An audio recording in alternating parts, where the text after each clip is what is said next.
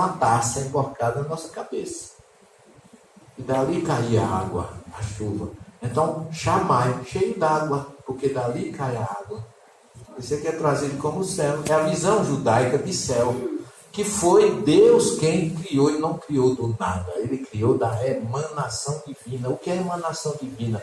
Os cabalistas dizem que é uma espécie de substância vaporosa, líquida, que emana de Deus. Que aí você vem para a doutrina espírita e diz assim: é o fluido cósmico universal, que vai se materializando em camadas sucessivas até chegar ao reino terrestre. De tal forma, isso é tão sutil na explicação profunda espiritual, que diz assim: Deus foi emanando do seu ectoplasma, olha aí, que é o que a gente, na materialização da doutrina, a gente sabe que o ectoplasma do médium é que forma, materializa o espírito. Então, o ectoplasma divino, que Kardec chama, o Espírito da Verdade chama fluido cósmico universal, ela foi se consubstanciando, materializando até formar o homem. Mas a essência original foi Deus. De tal forma que dizem os estudiosos que se um dia que Deus quiser inverter o processo, não emanou dele, é só ele dar uma fungada e vai puxar tudo de volta. Porque tudo pertence a ele, tudo veio dele. Nada que está no nosso corpo descende de outra essência que não seja a divina. Mas como nós somos terráqueos, a nossa essência vem da terra. O nosso corpo pertence à terra. Por que é que diz o gênero? O que é pó da terra? São os elementos essenciais filtrados da terra, que em hebraico chama Aretz, é terra, chão. Desculpa. Mas quando eu falo de essência desse chão, eu chamo Adamá. É a pureza do chão. O livro dos Espíritos chama limo, que a mãe chama protoplasma. E ele chama Afar, pó do Adamá, que é terra. A essência da terra formou o nosso corpo. Porque quando a gente morre, tu és pó e pó tu és ali, o corpo volta à terra e o espírito vai a Deus. Por que é que a terra recebe tão bem o nosso corpo? Porque faz parte. Tudo que tem lá é o que nós estamos devolvendo. Você nunca viu a terra chegar no cemitério? Eu não quero esse corpo, não, devolve. Eu aceito tranquilamente de volta toda aquela essência que então se confunde. Volta ao que era. Porque a riqueza está toda aqui, na criação. Só tem um detalhe, que aí eu queria começar a ver. Isso foi só para fazer uns prolegômenos, como diz o livro dos Espíritos, para vocês. Mas aqui, gente, no momento em que estava havendo essa criação, Emmanuel fala em A Caminho da Luz, e Jesus fala em João 17, que ele estava junto de Deus, recebendo dele a direção do nosso planeta, por amor. Por isso que eu digo, confiemos no amor dele. Ele está conosco. E ninguém melhor do que o grande médium dele, que é João, para descrever isso, porque ele diz assim: no princípio era o Verbo. O Verbo estava com Deus, que é o verbo criar. Tem 9 expressões no gênero. Vai Yomer, em hebraico, que é e ele disse. O verbo dizer, expressão divina. E ele disse: faça-se a luz, faça-se as águas, separe as águas de baixo das águas de cima, faça-se a relva, a grama, as árvores, as aves, os animais, por último, a criação, que aí sim, Jesus participa com Deus dela. Está complicado demais? Está muito obsessivo da minha parte. É porque eu tenho medo. Esse rapaz está meio obcecado. Ele está fazendo umas coisas muito fortes. Não é? É o que a gente capta sutilmente e vai trazendo para vocês em pequenas gotas, porque se botar a dose meio grande, mata. Não é? É a questão dos espíritos, que a verdade é como a luz. A gente tem que ir colocando devagarinho. Em doses homeopáticas, senão cega o leitor, a pessoa. eu quero colocar para vocês que existe um projeto divino, criado pelo Deus absoluto, que não é Jesus, e Jesus, junto com Deus, assume a responsabilidade. E essa criação que Moisés narra, não é a criação do universo, não, é a criação da terra. Se você não entender essa parte inicial, você se perde, né? O Deus absoluto não é Jesus. Jesus estava com ele. Jesus pode se dizer que ele é o Deus do planeta Terra. Tudo bem. Como cada planeta, segundo Emmanuel, existe uma equipe de espírita lá, no caminho da luz, destinada por Deus, responsável para a criação das diversas formas de vida nos diversos planetas. Desse grupo, Jesus é um deles. E hoje eu já descobri que na hora da criação, quem narra isso, só tem um evangelista profundíssimo que narra isso, que é João. Quando ele diz, no princípio era o verbo. Que verbo? O verbo criador. O verbo estava com Deus. E não é o verbo que era Deus, mas o verbo estava fusionado com Deus, que esse verbo é Jesus. E as expressões mais espiritualizadas, mais profundas, diz assim: a fusão de Jesus com Deus, do ponto de vista da criação, no mundo raiá, dos cabalistas chamam, que é o mundo da vida, era tão forte que ninguém sabe separar quem é Deus, nem quem é Jesus. Porque eles estão fusionados. Você sabe depois, por isso que Jesus diz, eu e o Pai somos nesse ponto, na sintonia, na vontade de servir e na vontade de amar. Por isso que ele não usa, Moisés não usa o verbo amar para pai e mãe. Ele usa o verbo honrar. Porque honrar é maior do que amar. Para o diferente, para o que não é filho nem pai, é ama o teu próximo. Mas pai e mãe é honra. Teu pai e tua mãe, para que teus dias sejam longos na terra. Então, o filho que honra o pai faz exatamente o que ele pede e o que ele deseja. Por isso que o amor entre pai e mãe não tem um nome, honra, não é ama. Isso está no original. A gente descobre cada coisa profunda, gente. Todo mundo traduz, só para vocês terem uma ideia, não matarás. Não é? Mas no original não é não matarás. É não assassinará. Porque matar é tirar a vida de alguém que foi julgado, pode se defender, teve oportunidade de justificar. Então ele não coloca lá, não matarás o homem. Lá está escrito, não assassinarás qualquer ser vivo. Sobretudo se esse ser não tem condições de defesa. E aí o aborto é um assassinato. Não é? Porque a vítima não tem condições de se defender. Por isso que no texto original há uma diferença entre matar e assassinar. Por isso que lá é não assassinarás qualquer ser vivo, porque aquele que você amarra, aprisiona e mata, você está assassinando, porque aquele não teve condições de defesa. É só para mexer um pouquinho mais com a reflexão de vocês, porque eu tenho um momento, um trabalho que eu vou fazer inclusive amanhã sobre isso, mais aprofundado, que é Gênesis de Moisés e a Gênesis de Kardec. Vai ser lá em Cabo Frio. Quem quiser esquentar a mente, vai para Cabo Frio amanhã.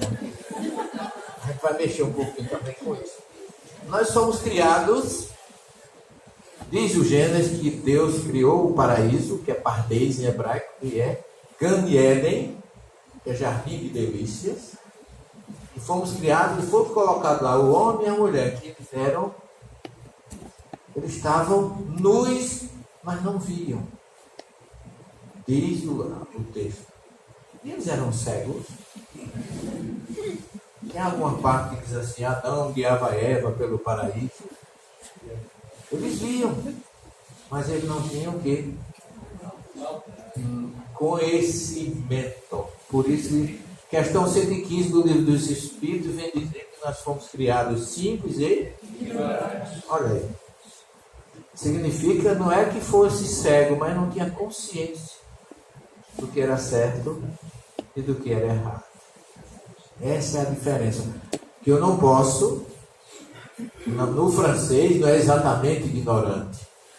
A versão melhor, lá do Livro dos Espíritos, no original, é que não tinha o conhecimento. Porque se eu disser que o nosso grupo aqui não conhece física quântica, ninguém vai ficar chocado com isso, vai? Mas se eu disser que vocês são um bando de ignorantes, se eu repetir 3 vezes, eu vou ter que ir para casa mais cedo, é ou não? Então a palavra aí não cabe bem chamar de ignorância. Vamos chamar simples e sem conhecimento. Por isso que o conhecimento veio com a árvore do conhecimento do bem e do mal, que não é maçã, não existe mais nenhuma, vai sair outro departamento.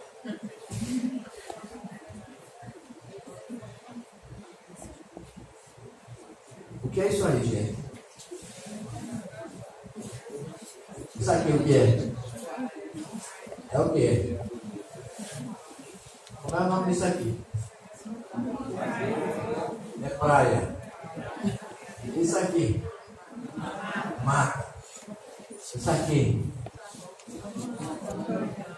Essa água é doce ou salgada? É salgado, o prazer está me parecendo doce. Uma lagoa, talvez. Se ela está vindo do rio, ela é doce. Sim, mas como é que você sabe se ela está vindo do rio? Eu não posso dizer que isso aqui é uma praia, não. Pode. Pode, parece. Então, isso aqui o que é? O que significa que essa fotografia foi tirada do alto, não é? Aí você não sabe se sabe é doce ou salgado. Você tem que descer para embaixo para saber. Mas tem outra maneira da gente começar a saber se é doce ou salgado, através do conhecimento. Tem, você vai me responder, você que vai me responder.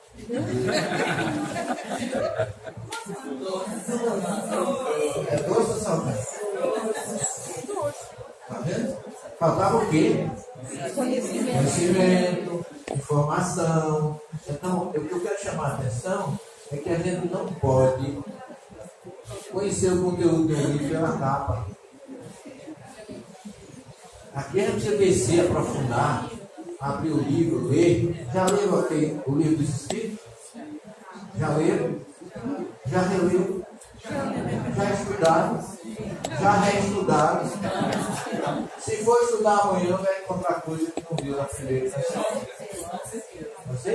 Isso serve para o livro dos Espíritos, serve para a Bíblia, serve para o Evangelho, serve para tudo. Então ninguém pode nunca tirar conclusões sem ter certeza. Porque se eu começar a questionar qual o tipo de árvore que tem aí, você não sabe. Você sabe que são árvores, mas que espécies? Né? Aqui é água doce, mas qual é essa água doce é de que rio? Aqui parece Rio Negro, né? Que é a Amazônia. E a gente já começa por quê? Porque você já conhece o local, já sabe a geografia. Você precisou saber que o nome do rio era Rio Negro. Que não dá para desconfiar porque é que tem esse nome. Ninguém tem ideia do que é que tem esse nome.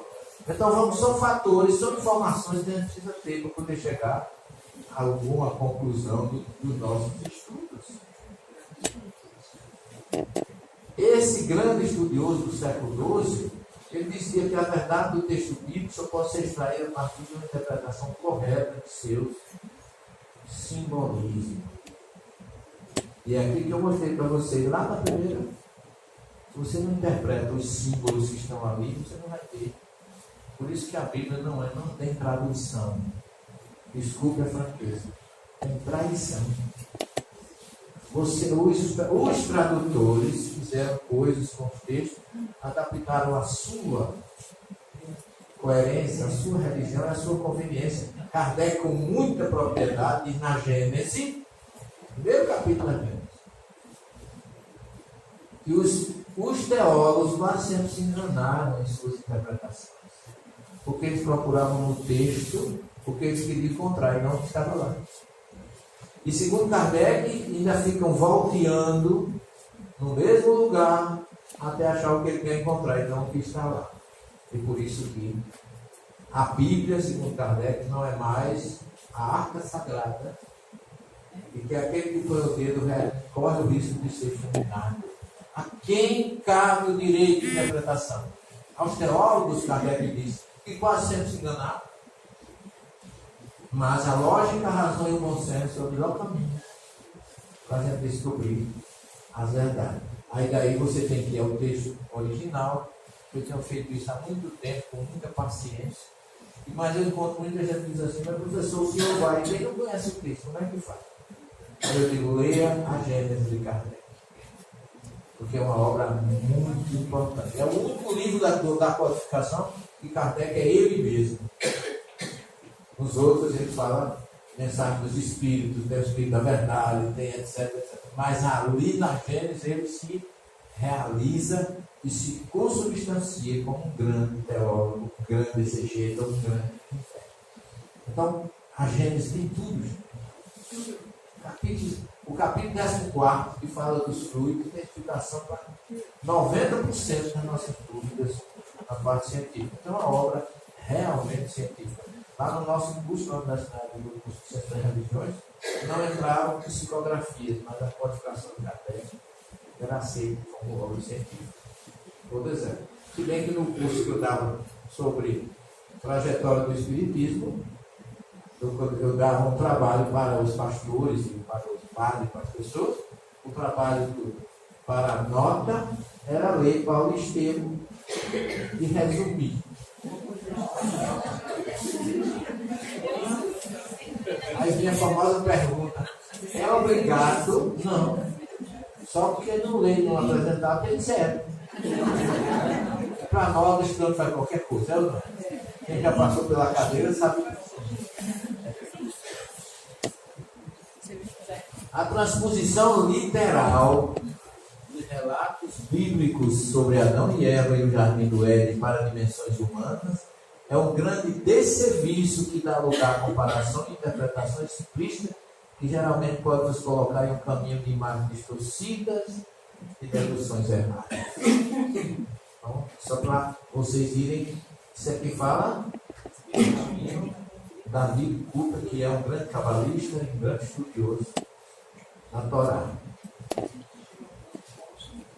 E Kardec, o que diz?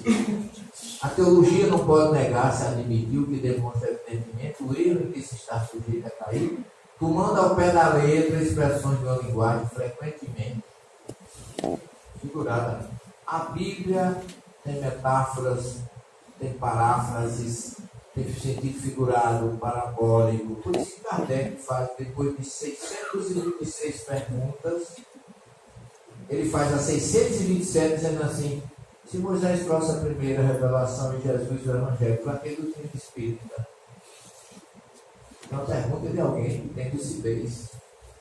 Ele já tinha certeza do que era a doutrina, mas ele queria que o Espírito da Verdade dissesse. E o Espírito da Verdade responde. Jesus falava sempre por parábolas, no sentido figurado, e muitas das revelações foram obscuras. O papel da doutrina é dos Espíritos é levantar o véu, tornar palpável e compreensiva aquilo que até então era código e obscuro. Então, por isso que ele fala exatamente que a gente não pode seguir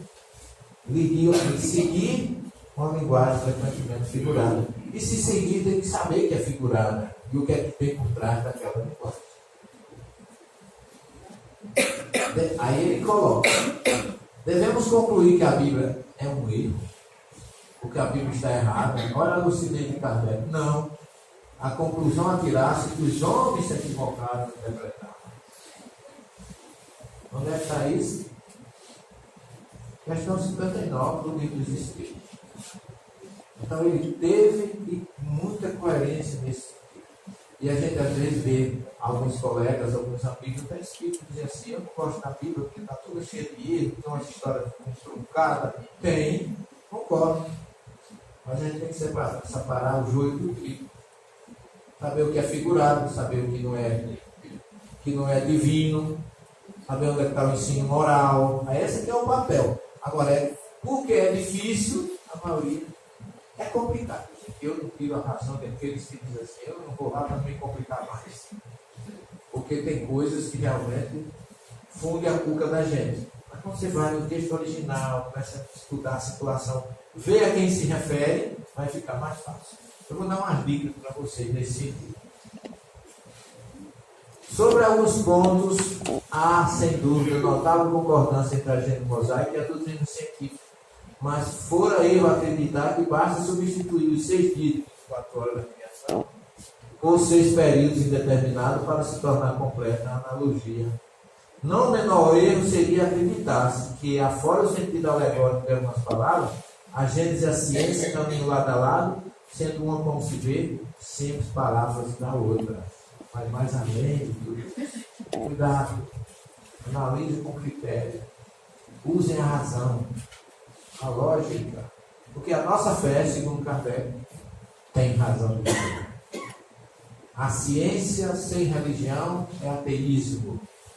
Religião sem ciência é fanatismo. Temos que ter as duas coisas. E como o espiritismo é racional, é lógico, a gente não se apavora com nada, mas também não engole qualquer coisa que queira nos colocar garganta abaixo. Temos que usar o conhecimento para responder as nossas dúvidas sem deixar levar por outras informações. Na Gênesis, Kardec disse que para se compreender certa parte do Gênesis, necessariamente é preciso colocar-se do ponto de vista das ideias cosmogônicas do tempo que ela é um reflexo. O que é cosmogonia? É o início da questão. Você tem que ir lá, se colocar na história, como foi, como aconteceu, para poder não se perder. Ele diz ainda, não rejeitemos a Gênese bíblica. Ao contrário, estudemos-la. Como se estuda a história da infância dos povos. É uma epopeia rica de alegoria, das quais é preciso procurar o sentido oculto. Eu considero a Bíblia um garimpo. Quando você pega a sua... Como é patena, é aquela... Bateia. Não é garimpeiro, não. Não tem não.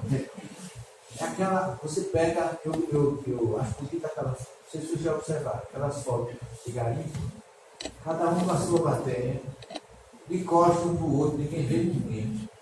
Cada um vidrado ali na busca da sua pepita. A Bíblia é mais ou menos isso. A gente tem, como diz Kardec, buscar o sentido oculto, porque para ele a gente tem que explicar à luz da razão e da ciência. Não pode fazer como a criação, o prólogo do Evangelho de João, que foi interpretado pelos pais da igreja, por Orígenes, por Irineu, por Agostinho, e não deixaram ninguém mais interpretar, disseram, é isso aqui e acabou, fez uma reforma. E a gente tem engolido isso há quantos mil anos? Mas a gente, eu falo entre aspas, porque os espíritas conhecem Kardec, não aceitam.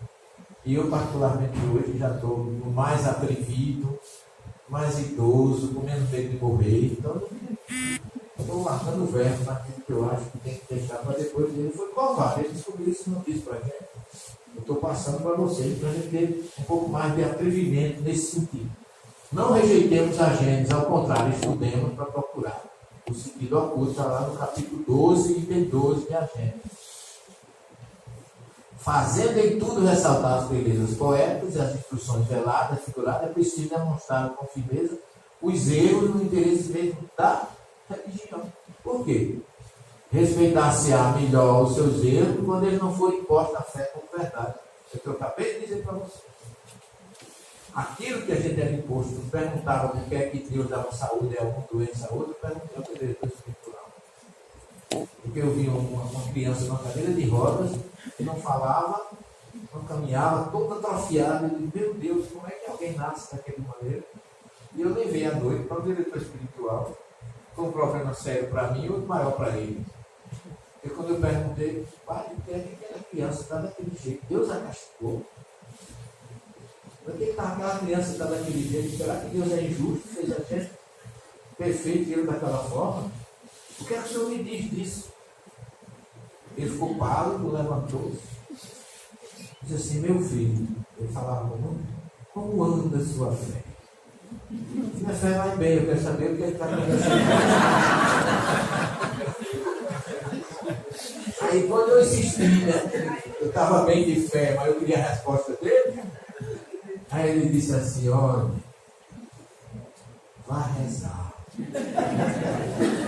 Isso são mistérios da fé.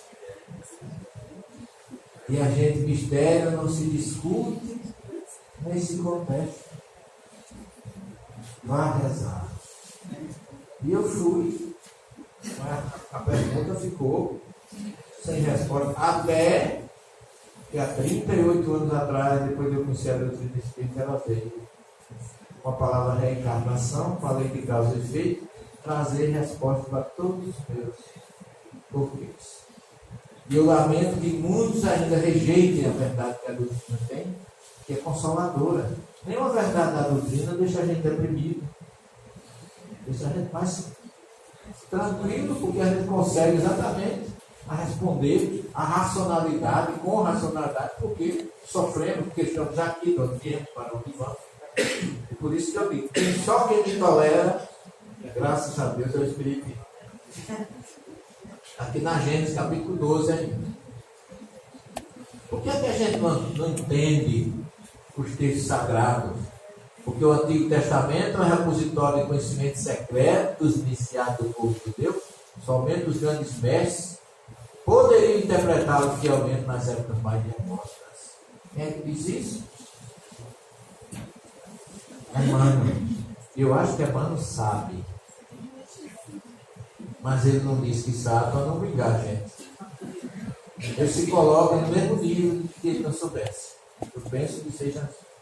Eu acho que ele conhece muito bem o que está falando.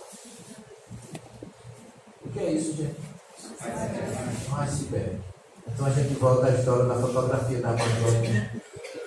Qualquer livro, a Bíblia, a codificação, o Evangelho, acaba sendo um iceberg. A gente conhece, quando muito, o texto literal, mas a essência, para chegar ali, você vai demorar bastante a descobrir todos os seus significados, até muitas existências.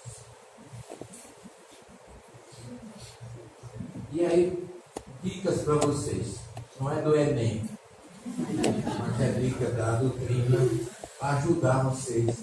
Quando você for ler um texto bíblico, a primeira coisa que você faz, coloque isso. Quando esse texto foi escrito, não é um livro, é uma biblioteca. De 73 livros na católica, 66 na protestante e 39 na judaica. Cada livro tem um autor. E cada livro tem uma época que foi escrito. Então, se você sabe quando foi escrito, e alguém diz assim que o Deuteronômio 18 condena a doutrina espírita, aí você pergunta, quando foi escrito o Deuteronômio 18?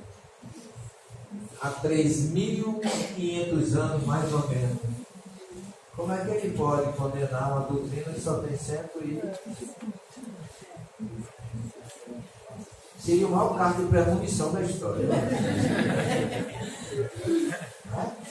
Então, aí você me pergunta assim, o Deuteronômio é um livro judaico ou um livro cristão? É um livro judaico. O Espiritismo é a doutrina judaica ou a doutrina cristã? Porque aqui tem uma coisa a ver com a outra. Seria até bom que tivesse escrito alguma coisa para a gente, seria uma honra, lógico, mas não existe. Lá, no original, não existe nenhuma referência à doutrina espírita. Existe condenando a consulta aos mortos. Só que morto aí não é cadáver. É o espírito dos mortos. E se Moisés condenou é porque existe. Senão ele não ia condenar o que existia. Então são essas questões que a gente tem coisas curiosas. Por exemplo, amanhã eu vou falar um pouco mais disso. Por trás da serpente estava Satanás. A Bíblia não fala em serpente, do Gênesis até o livro de Jó não fala em Satanás. Fala no Gênesis. Mas aonde, meu Deus, já procurei com lanterna, com as luzes acesas. Não tem Satanás ali naquela parte da serpente. Sabe quem é que está por trás da serpente? Jesus. É curioso isso? Então, a serpente é a consciência messiânica entrando em nossas vidas. Foi ela que descobriu o certo e o errado. Foi ou não foi? Foi por causa do fruto que ela ofereceu que se descobriu o que é certo e o que é errado. Foi aí que surgiu o livre-arbítrio. Então é uma história maravilhosa, que infelizmente é muito mal contada. Parece uma história da carochinha.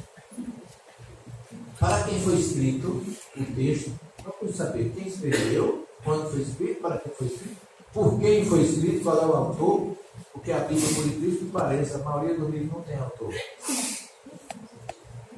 Se eu perguntar a vocês, quem escreveu o livro de Jó?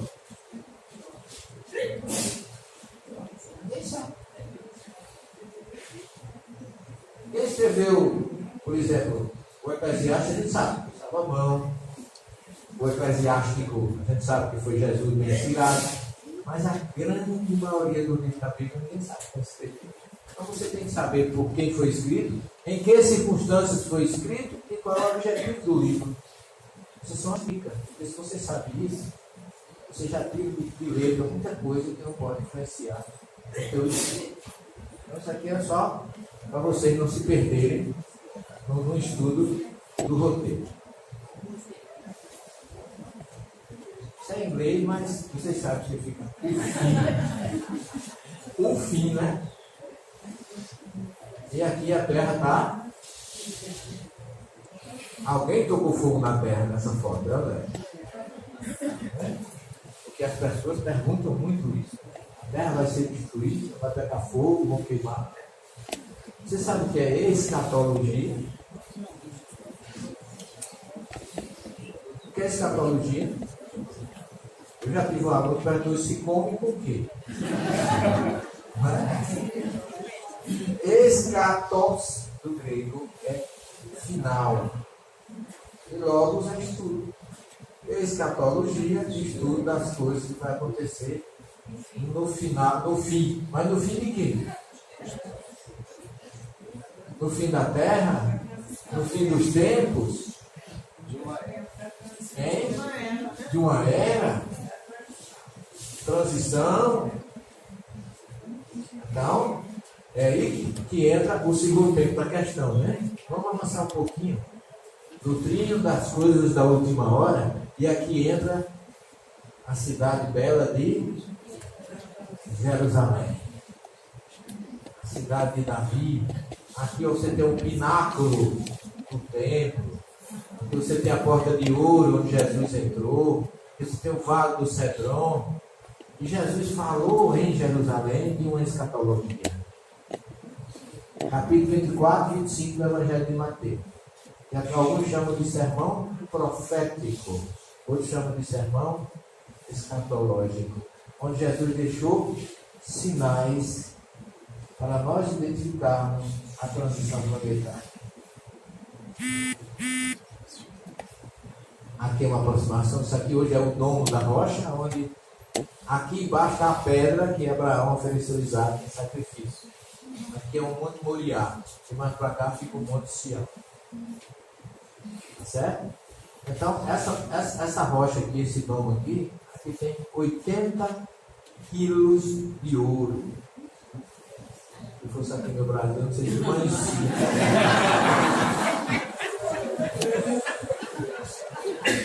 Vamos extrapolar, né?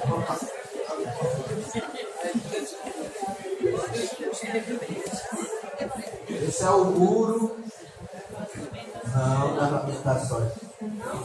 Muro ocidental. Racopelo Marapi. Significa muro ocidental. Os romanos, como viu o judeu orar nesse muro, e o judeu ora se movimentando. Você vê um judeu orando, ele vai para frente, porque eles oram em pé 4 a 6 horas por dia. Então, se ficar parado, vai dar trombo, vai doer a região posterior. Aí eles têm que fazer aquele movimento. Esse é o primeiro princípio. O segundo é que, segundo eles, diante de Deus, ninguém deve ficar parado. Isso é como a chama de uma vela. Então eles ficam o dia todo aqui. É bonito, eu gosto disso. E Jesus, aí os judeus, os romanos diziam que eles estavam se lamentando. É que o muro das lamentações, mas é uma classificação pejorativa. O verdadeiro nome é muro ocidental. E diz o Mateus que Jesus, quando chega no muro naquela época, que Herodes estava reconstruindo o templo, diz que as paredes do templo tinham pedras com 9 metros quadrados de mármore azul turquesa. E quando o sol batia assim, isso era a coisa mais linda, ele se orgulhava daqui.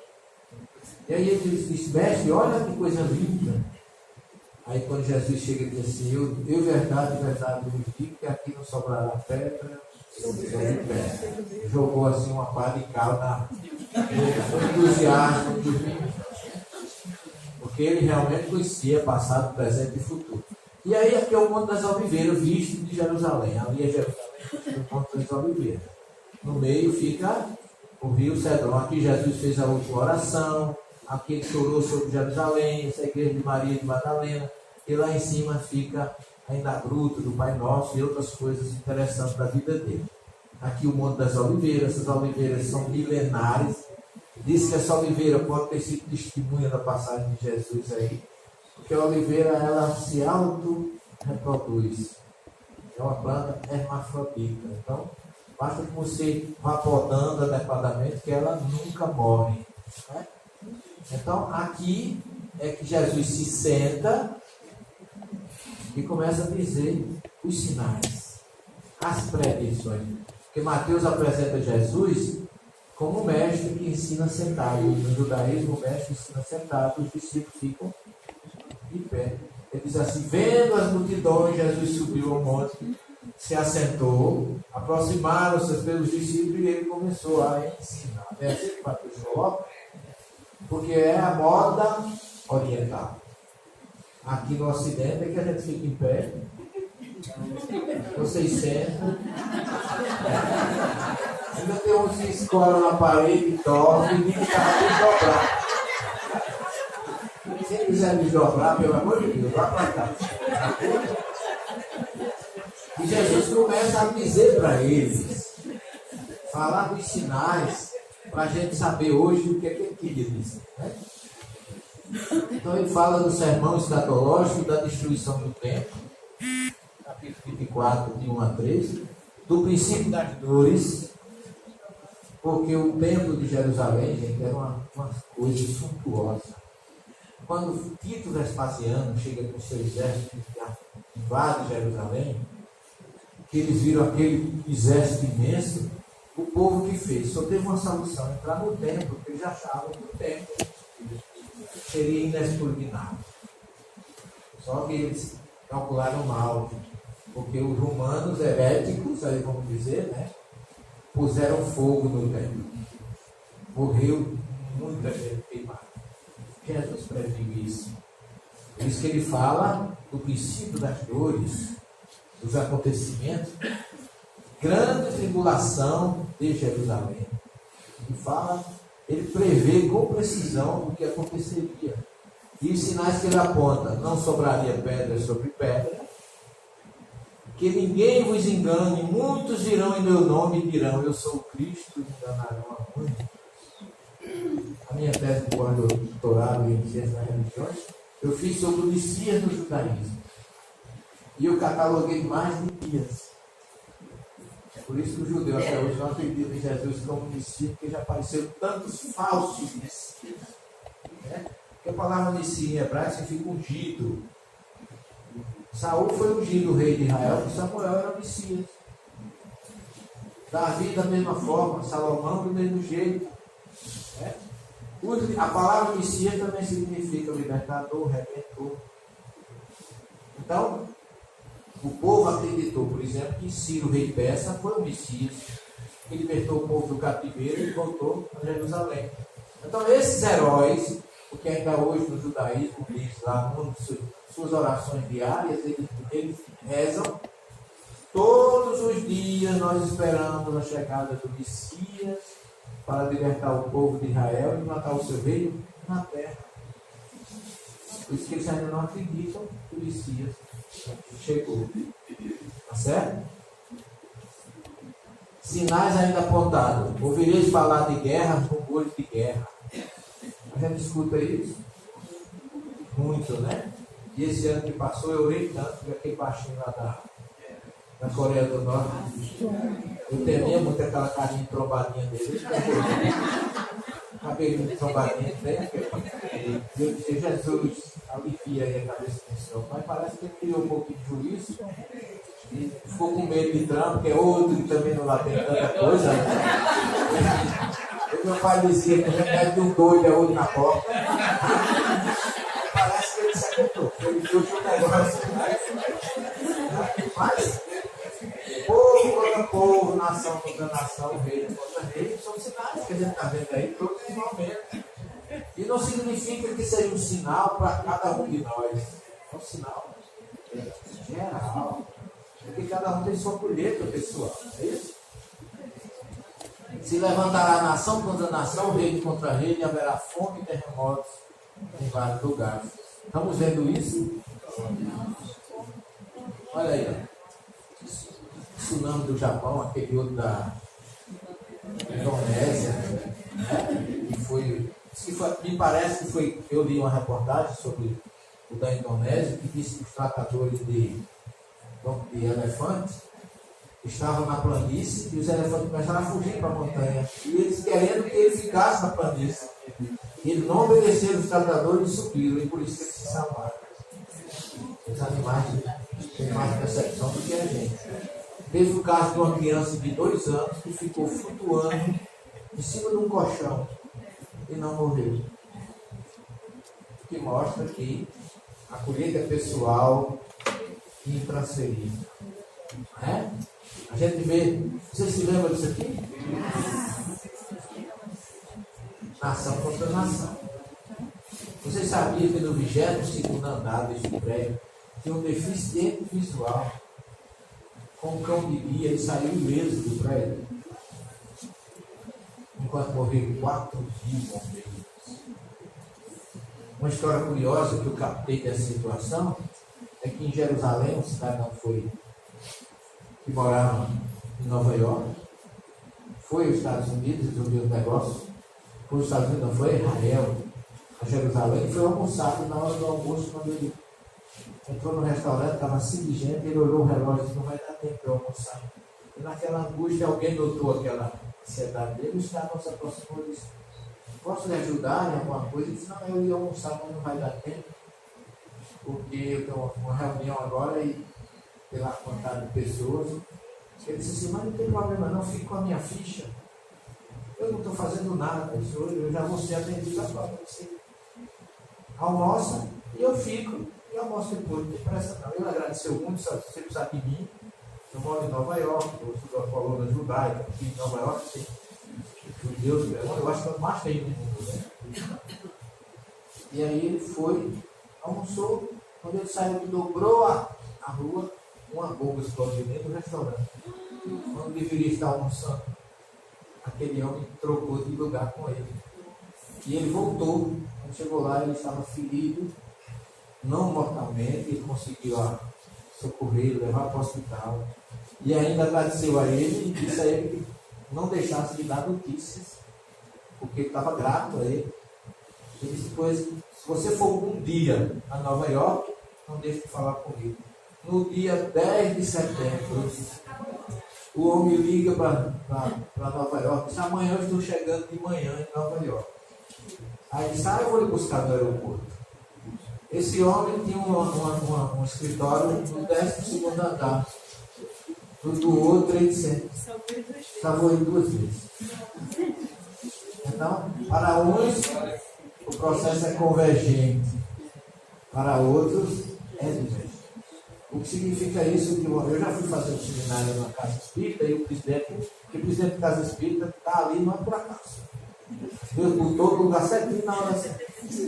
Aí ele perguntou assim, mas pensou se Jesus, se a doutrina não tem profecia, por que Jesus mandou tanto recado? Porque a doutrina não tem profecia pessoal. Mas informações gerais a gente recebe todos os dias. Né? Porque aqueles espíritos chegam na nossa mesa mediúnica, ele está dizendo assim, eu sou você amanhã. Acorde para Jesus. Porque senão você vai chegar a acontecer a mesma coisa que está acontecendo comigo. Então, o aviso é: o Evangelho é para todos. Agora, a prática é individual, como também é poder. Certo? Então, é preciso que a gente tenha esse conhecimento para não se perder. As queimadas que estão destruindo nossas florestas, as erosões, os desmatamentos, que a gente destrói a floresta e a formiga e o morcego está dentro da nossa casa. A gente achar ruim como neném para matar a formiga, em vez de cuidar, que o sistema é um só. Quando eu falei no início, naquele slide, que Deus começou a criar naquela época, continua criando até hoje, e nós somos co-criadores com Ele. Nosso papel é continuar a criação com Deus. Por isso que Ele iniciou e deixou sob nossa custódia o processo criativo que continua até hoje. Se tiver uma colher de terra, uma gota d'água, uma semente, surge uma vida.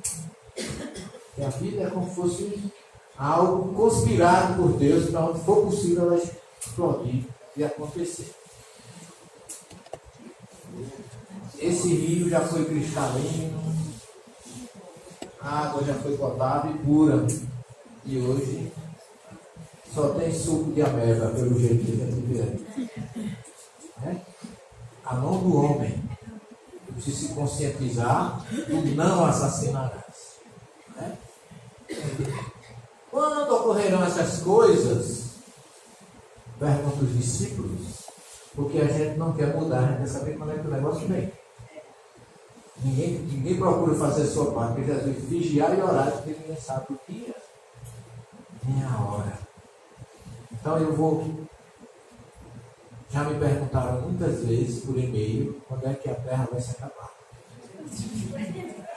Eu respondo assim: meu irmão, se eu soubesse, eu já estava em Marte. É preciso que a gente tenha cuidado com isso. Isso aqui, ó, isso é Nova York. Eu fui abrir a Semana Espírita de Nova York em maio de 2011. E eu cheguei lá no dia 19. No dia 20 eu fui fazer uma conferência em Long Branch, lá na New Jersey. E quando eu cheguei na ponte, eu não deixo passar essas coisas. Aí eu vi esse órgão, essa propaganda, esse chamado, esse outdoor, dizendo Judgment Day, dia do julgamento final. E embaixo, 21 de maio de 2011. Meu Deus, não vou voltar para o Brasil. E agora, o que fazer, né? Mas aí eu fiquei me lembrando que essa, né, 94.7 FM é uma rádio muito famosa de Nova York, na da ilha de Manhattan. E o diretor é um pastor. O pastor estava alardeando, citando até aqui, ó, João 3,8, né? Que iria acontecer. E aí eu fui, fiz a minha conferência. No dia 21 de manhã, de tarde, eu fui para a ilha com a minha esposa. Pegamos o metrô de volta. Quando chegamos na estação do Boulevard, lá no Queen, descemos. Saímos do metrô, estava a igreja lotada de gente, esperando o juízo final. Quando eu botei o pé lá de fora, come on, Judgment Day. Eu disse: peraí que eu vou jantar primeiro. Vou morrer de barriga cheia. Fiquei quieto. Peguei a mulher pela mão, fui embora.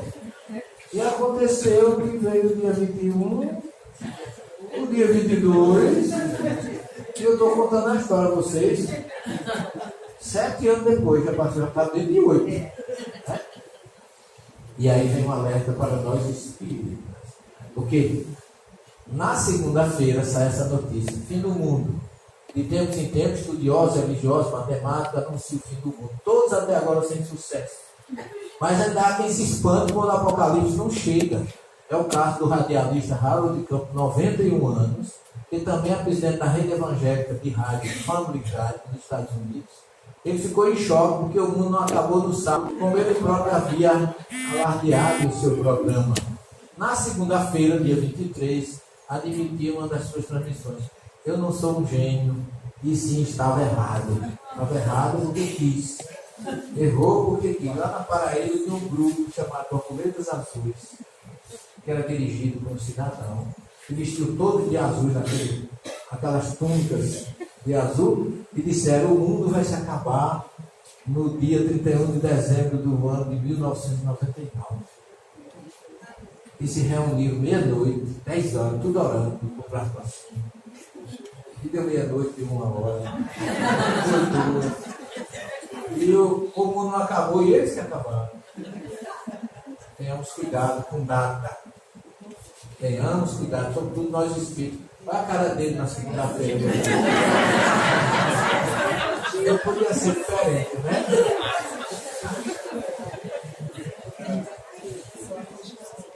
Jesus diz em Mateus 21, 24, 36, naquele dia e daquela hora, ninguém sabe.